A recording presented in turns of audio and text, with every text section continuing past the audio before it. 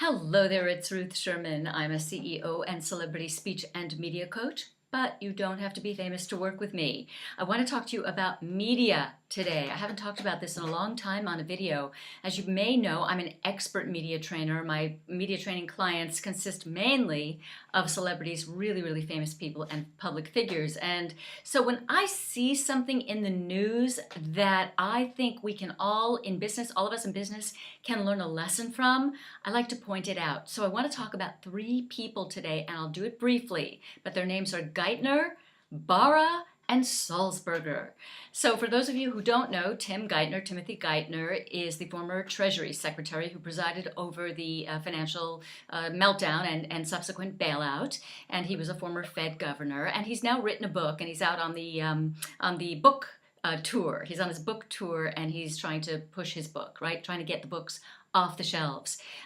Mary Barra is the poor, woe-befallen, relatively new CEO of General Motors. First woman CEO, been at that company almost all of her professional career, maybe all of her professional career, and she's gotten hit over the last couple of months with this awful safety recall that is connected with up to 13 people's deaths, possibly more. And then finally, Arthur Sulzberger Jr., who is the publisher of the New York Times. And what happened with them is that he fired Jill Abramson, who was the first woman managing editor of the New York Times. And that was, announced with great fanfare, I'd say, oh gosh, I don't know, probably about 2 or 3 years ago, and she's now out.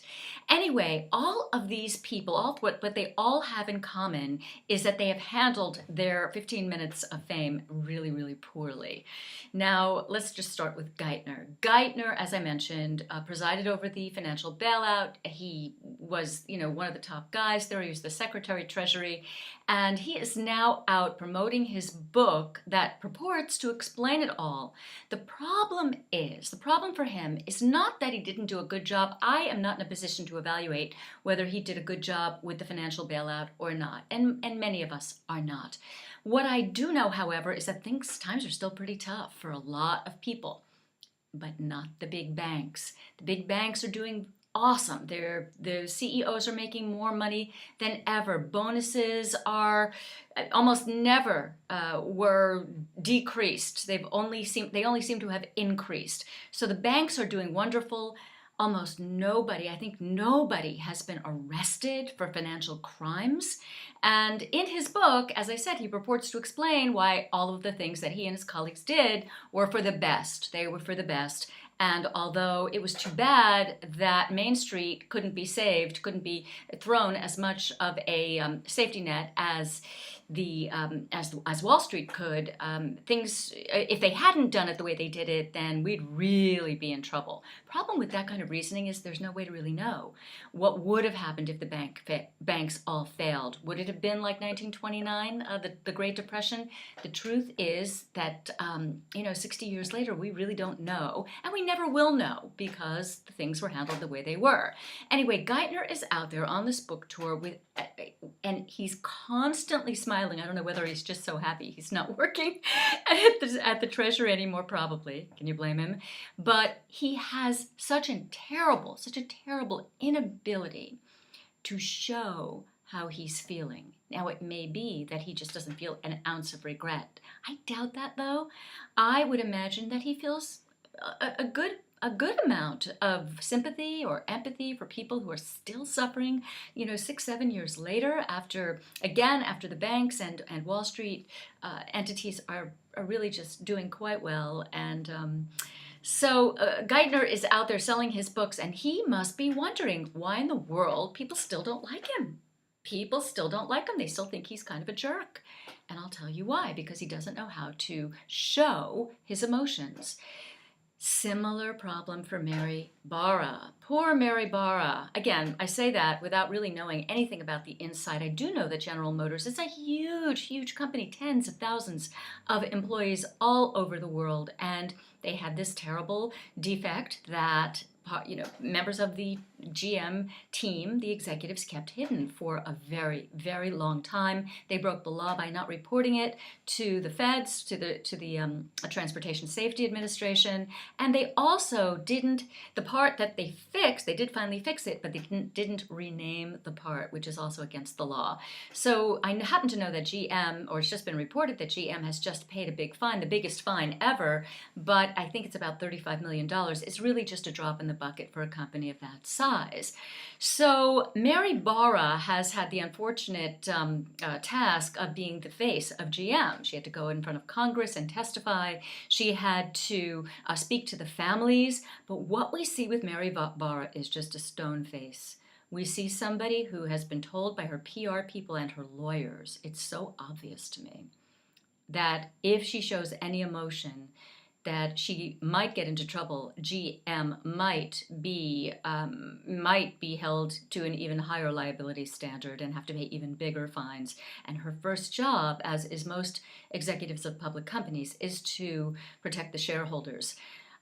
I would tell you that as a professional media trainer, this is a huge mistake. I don't know whether she's getting bad advice or she's not listening, but whatever it is, Mary Barra, if you're watching this, you have to start showing how you feel.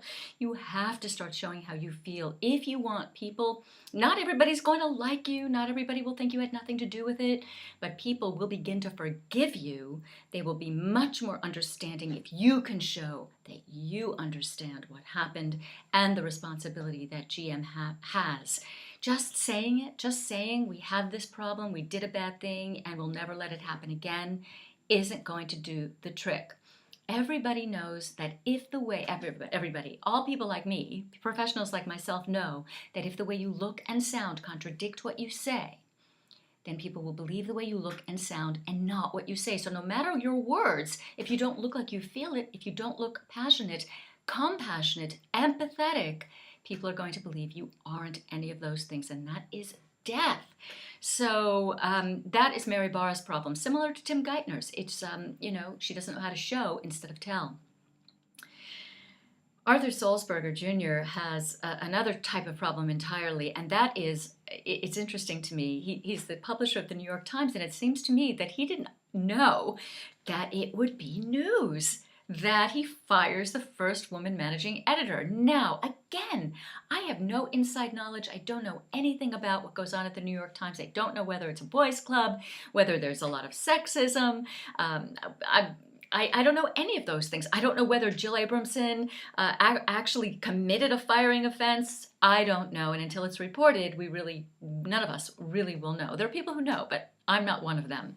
At the same time, it has become a firestorm because Sulzberger didn't handle it well. He fired her unceremoniously. Some reports are saying that she didn't want to go nicely. That's possible. That's possible. The main thing that Arthur Sulzberger could be and should be doing right now is getting his crack team, his reporting team at the New York Times to report on this, and no holds barred. No strictures, no barriers. Everybody who is involved should be able to talk, and it should be an unbiased report.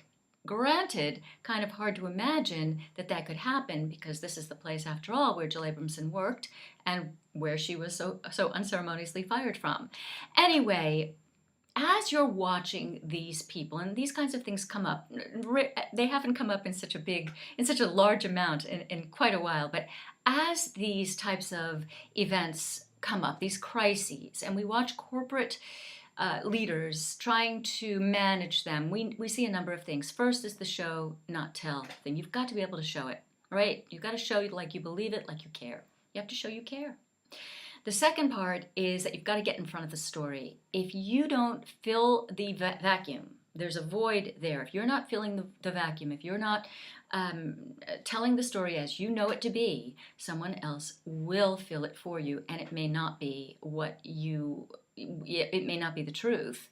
And third, you really have to know that crises are going to come. Be prepared, be prepared, be prepared. I think one of the things that blows me away about GM is that their crisis team seems to have been scrambling. Anyway, I've talked long enough. If you want to know more about crisis management, crisis communication, or anything else having to do with getting out there and being your best self in public, hop on over to ruthsherman.com, where you can download my Celebrity Video Charisma Secrets absolutely free. I'll see you there.